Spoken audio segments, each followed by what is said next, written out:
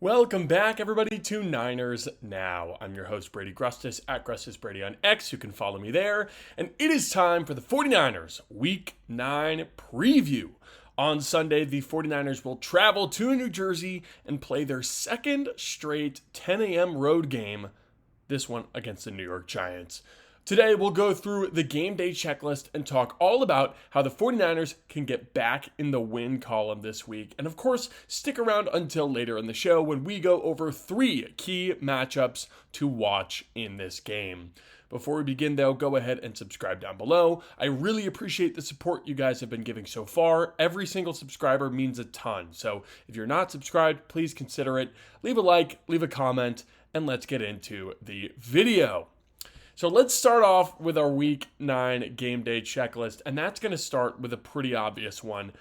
In order for the 49ers to win this game, they're going to need to win the pressure battle. Whichever defensive line gets more pressure, I think, will win the game.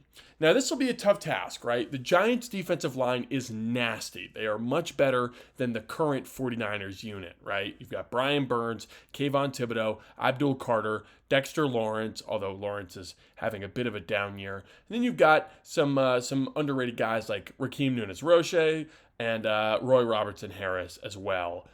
Their offensive line, too, surprisingly solid for the Giants, right? Andrew Thomas, Jermaine Illuminor, who have been all right. You've got Greg Van Roten, who's pretty decent. So this is going to be a tough task. Brian Burns has got 10 sacks on the year so far. Kayvon Thibodeau and Abdul Carter both playing well. And so I think for the offense, in order to negate the Giants' pressure, you're going to have to get the play action going. And this is kind of twofold, right? Play action in itself forces the defensive line to slow their pass rush. It forces them to respect the run even for just a half second and, focus on that before they can rush the passer, right? It slows down the pass rush for only a half second, and sometimes that half second is all you need to find the open guy, right? And of course, that also means if your play action is rolling, that probably means that your run game is rolling as well. And an effective run game is a really easy way to slow down a pass rush. So if the 49ers can lean into that play action game and get it going effectively in this one, I think that'll be a sign that they are neutralizing the pass rush. And on the flip side, the 49ers pass rush, what they need to do is something that we've been talking about since the summer. They need to earn the right to rush the passer. And what does that mean? That means stopping the run, all right? They need to really hunker down. Giants will not have Cam Skattebo in this one. He's out for the season. Stop Tyrone Tracy. Bottle up Jackson Dart, right? We'll talk about that later. Stop the run game. Get them into third and longs and let Saleh cook. Robert Saleh was not on his best, play calling wise against the Houston Texans, but it seems like he is motivated. He was talking on Thursday about how he could have been a whole lot better, and I think that he'll be sharp against the Giants in this one. So that's my first key on my game day checklist, right? Win the pressure battle, and that's on both sides of the field, right? You've got to negate the pressure on offense, and you've got to force the pressure on defense. Next up, I've got a goal for just the offense here, and that's create separation, whether that's by, winning your routes straight up or by scheming guys open or by utilizing play action. I don't care how you do it. The 49ers skill position players have to separate from their defenders, especially the cornerbacks. These cornerbacks are the weakness of the Giants roster right now because they are so banged up. 2 of their starters, Paulson Adebo and Cordell Flott, might miss this game. So you'll see potentially quite a bit of Deonte Banks, who has not been very good this year. Drew Phillips, who's, all right, but not quite as good as he was in his rookie season where he was fantastic. And then, you've got all sorts of weird names. I mean, one guy I had never even heard of before, Jarek Bernard Converse, might play in this game. Corey Black might play in this game. There's a lot of Giants corners who have not had a lot of game experience, I will say. And I think Kyle Shanahan, in particular, really needs to take advantage of that. And the 49ers wide receivers and tight ends need to get open against these guys.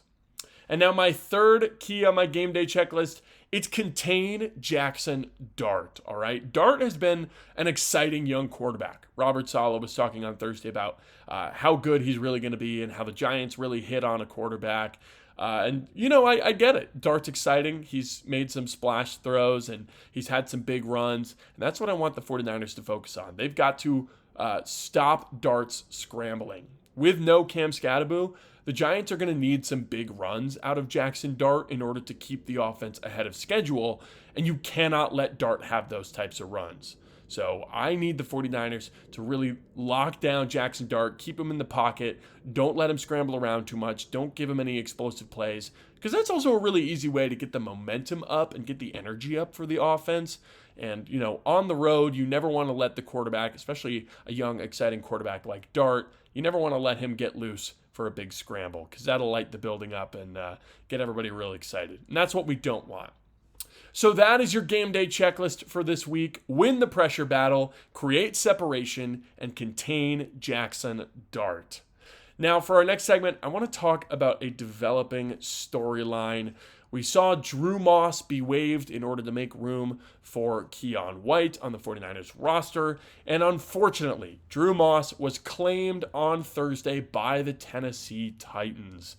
This was unfortunately an injury issue, I think. This massive wave of injuries has screwed over the 49ers in a whole bunch of different ways, but here's one of them right here.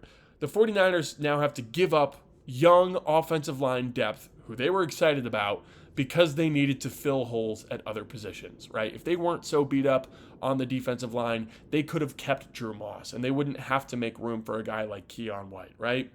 Now, unfortunately, I don't think Moss is going to play a whole lot in Tennessee either. Both Peter Skoronski and Kevin Zeitler are Tennessee Titans, and those two are pretty solid offensive guards for what it's worth. I don't think Drew Moss will be starting anytime soon. However, the Titans did lose their primary backup, Blake Hance, to injured reserve, and so they claimed Drew Moss. He'll probably come in and be their backup from day one. So very unfortunate. Moss is yet another guy the 49ers have lost to waivers or to cut downs and what have you. You've got guys like Jarrett Kingston, Il Manning, who's the other one? I don't remember. They've lost a bunch of guys, and none of them have been huge hits so far, but it would be nice to try and, keep a guy around and really keep developing. Seems like Connor Colby will be sticking around, though, so hoping his development goes very well. But the 49ers are still in need of a center of the future. So something to keep an eye on going forward, and then, of course, into the offseason as well. Now let's get into our 3 key matchups this week for Giants versus 49ers, where I'll go over 3 head-to-head matchups that I think the 49ers are going to absolutely have to win in order to take advantage and get back in the win column this week. And that's going to start with Upton Stout versus Wan'Dale Robinson. Stout got torched a couple times by Jalen Noel, man, I'll be honest. And Wan'Dale Robinson is a pretty solid slot receiver in his own right. Robinson leads the Giants with 494 receiving yards, and the next 5 names on that list are Malik Neighbors, Theo Johnson, Cam Scatterbo, Daniel Bellinger, and Darius Slayton. Neighbors, obviously, is out for the year. Theo Johnson is their tight end. Cam Scatterbo is out for the year. Daniel Bellinger is a tight end. And Darius Slayton is their next healthy wide receiver on that list. Robinson is really the only wide receiver making any sort of noise in the passing game. And so Stout is going to get a lot of targets in this one. The Giants love to force feed the ball to Wan'Dale, and if he is rolling, then this Giants offense is rolling. So Stout is really going to have to lock down.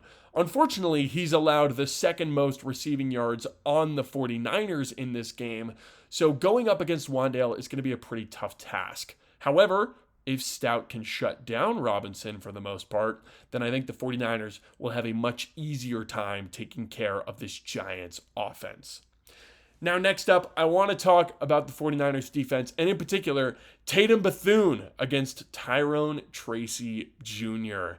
Stopping the run is crucial in this game. You cannot give the Giants any sort of rhythm, and the easiest way to do that is to give them a whole lot of easy yards in the run game. Tyrone Tracy will be the starting running back in this game with Cam Scatterbo out for the year. Tracy's a pretty solid running back. He had a pretty nice rookie year last year before being benched for Cam Scadaboo, but he's also a good pass-catching back. So Bethune is going to have to really be better in coverage than he was against the Texans. Tracy was a former wide receiver in college before converting to running back and really making that a strength of his game. I know Tracy was a guy I was really interested in that draft class, but he went to the Giants, and he's been pretty solid for them. So I think if they are able to stifle Tyrone Tracy, then, this defense will have an easier time getting to the quarterback, which we talked about before. And now the last key matchup that I want to talk about, it's on the offense this time. George Kittle versus Tyler Nubin. You need to get Kittle involved heavily, right? The wide receivers have been a mess. Sky Moore, Juwan Jennings, Darmarcus Robinson, Kendrick Bourne, Jordan Watkins. None of these guys have really stepped up and said, you know what, I am the alpha wide receiver. I am going to produce with no Ricky Pearsall. I am going to produce with no Brandon Ayuk. It's been a real issue, right? And I think Kittle needs to be that guy. He needs to be the guy that you can put out there and really rely on in the passing game. Kittle can be that safety blanket, right? Because he is fantastic. He's just so good at football. I mean, you saw that touchdown last week. He caught it in triple coverage. It's ridiculous. You've got to get Kittle involved, and I think this week could be a really good one to do it because the Giants' safeties have been struggling this year, especially Tyler Nubin. He's just not a very good football player, unfortunately. Now, their other safety, Javon Holland, who's their big free agent addition, he's been a little bit better. However, Holland is hurt and he might miss this game. So regardless, I'm sure the 49ers will want Kittle matched up on Tyler Nubin. This entire Giants defense as a whole has had a really tough time covering tight ends. Nubin is just a part of that. I mean, you saw Dallas Goedert for the Eagles go off against the Giants last week. And so I really need the 49ers to make sure Kittle gets that same treatment.